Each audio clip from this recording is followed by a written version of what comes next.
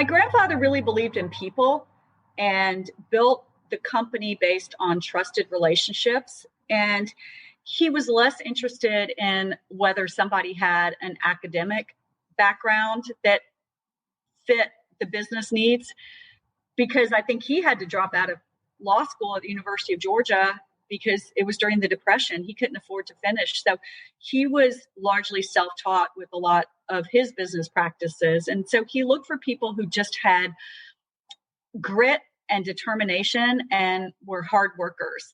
And so he hired good people, he trained them up, and he believed in them and he supported them. A great example of his business method is how he ran his franchise operations. They were mostly husband and wife teams. They actually lived in the stores. They made a modest upfront investment, but my grandfather largely invested in the stores. And he told them, if you're not profitable, I'm not profitable. And I will buy the store back from you if you're not profitable within a year. So he believed in them and he empowered the store franchise owners to really be successful.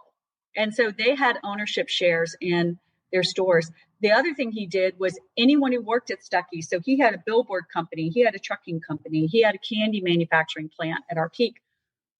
Almost all of his employees had some ownership interest in the Stuckey stores.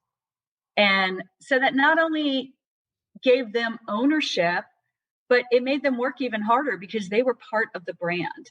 And so that's something I really value about my grandfather. And then I will tell one anecdote that I love to repeat. Please. About how he really just did shoe leather learning. He was boots on the ground. He would go to his stores. He would observe how people shopped. He was an undercover boss well before that show ever came about. And he just observed and he learned by doing. And so the story I like to tell is the way he figured out how far apart to space his stores. He would get in his pickup truck and he would get a cup of coffee. He would drink it as he was driving. And when he needed to use the facilities and pull over, that's how far apart he would space his stores.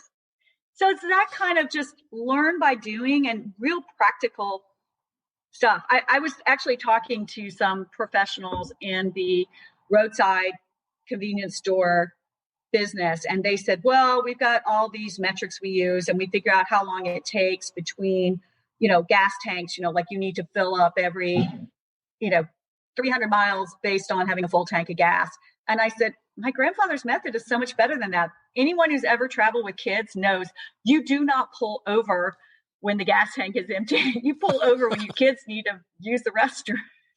Yes, they're in control, right? So I think that's just common sense learning that I really take from my grandfather.